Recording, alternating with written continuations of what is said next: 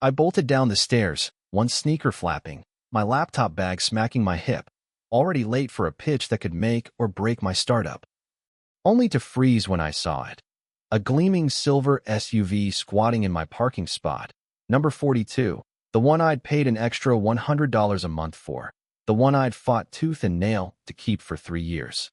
It wasn't just a car, it was a middle finger, decked out with a glittery GR8 full license plate, a lavender air freshener swinging like a taunt, and flower stickers plastered on the windows like it was auditioning for a lifestyle blog. My blood boiled. This wasn't a mistake, it was a declaration. And whoever parked there was about to learn they'd picked the wrong guy to mess with. My name's Eli Tanner, 34, a mechanical engineer running a small tech firm out of a condo complex in Asheville, North Carolina. I'm the guy who double-checks blueprints, triple-checks code, and treats my parking spot like sacred ground because in a building where everyone's fighting for space. That 12 by 18-foot rectangle is my slice of order. I'd earned it, paid for it, defended it through 2 HOA elections and a neighbor who thought shared parking meant steal Eli's spot. But that Monday morning, with coffee staining my shirt and my boss texting we'll talk, this SUV was more than an inconvenience. It was war. I called the HOA, got voicemail, texted, no reply. Checked the guest log online, nothing. I circled the car, looking for a note, an apology, anything. Just a yoga mat, eco-tote bags, and a book titled Manifest Your Bliss. The irony was thicker than my grandma's gravy. I had no time to fight, so I parked 4 blocks away, sprinted back, and joined my Zoom call panting, Wi-Fi glitching, my pitch a mess. My bosses will talk felt like a guillotine. By evening, I was back, hoping the SUV was gone. Nope, still there, smug as ever. I waited in the lobby, eyes on the lot, but no one showed. Midnight. Same story. Tuesday, Wednesday, nothing. It wasn't just annoying. It was like someone had moved into my life and changed the locks. I left notes, polite ones, please move. This is reserved, and they vanished by dawn. No response. By Thursday, I was losing it, lugging groceries, keys in my teeth, when I saw her, ponytail swinging, designer leggings. Bluetooth headset glued to her ear like she was brokering peace in the Middle East. She strutted to the SUV, waved to a friend, and I dropped my bags, eggs nearly cracking, to catch her. Hey, is this your car? I called, jogging up. She turned, all fake charm. Oh, yeah, sorry, meant to move it.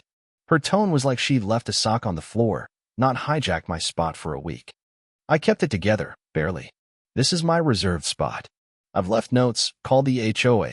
She tilted her head, sizing me up. I thought it was open.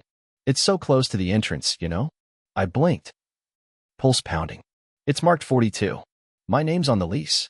She shrugged, flashing a smile that didn't reach her eyes. It's just a parking spot, right?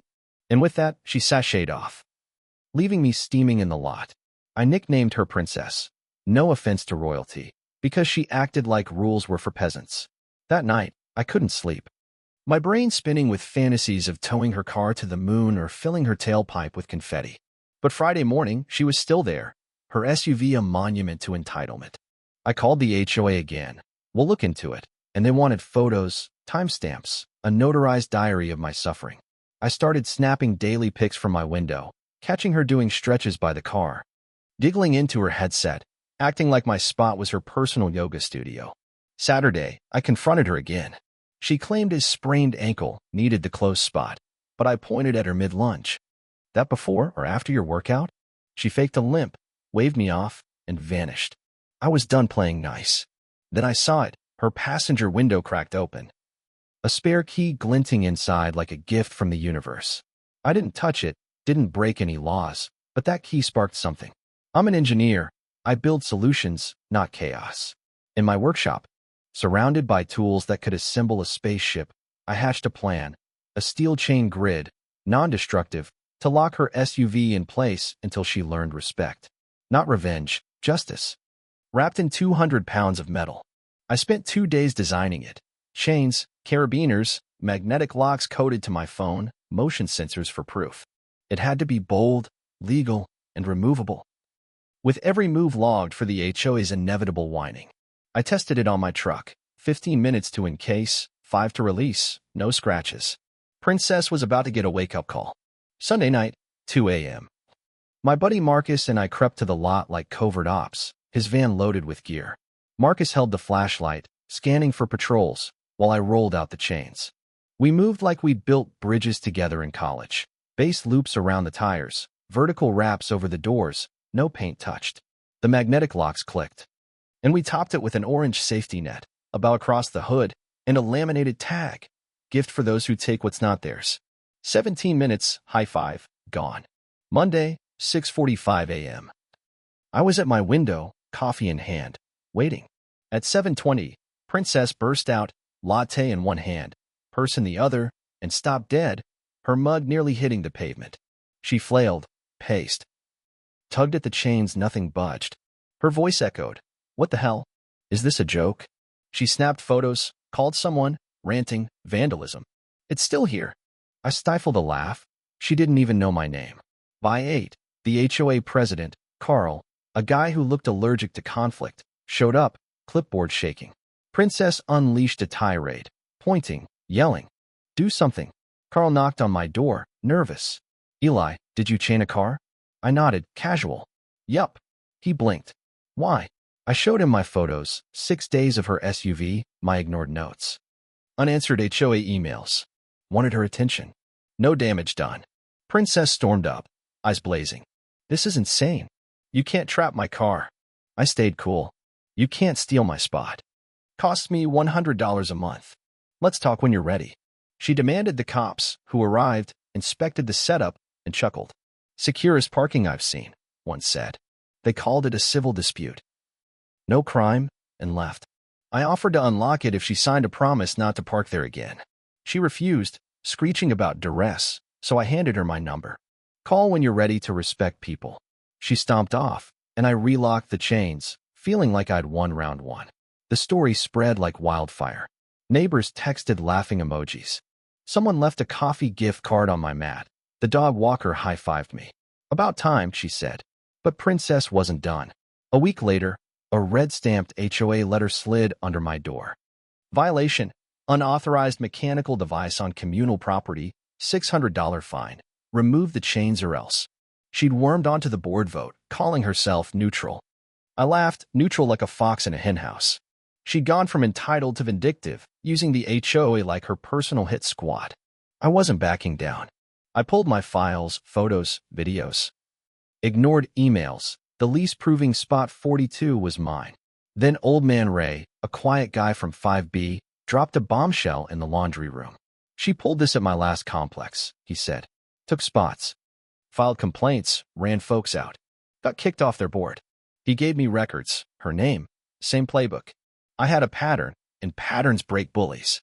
I fired back a letter, certified mail, email, and hand-dropped at the HOA office, demanding a public hearing. I attached everything, my evidence, raised docs, even bylaws she'd misquoted, highlighting a rule letting me secure my spot against repeat offenders.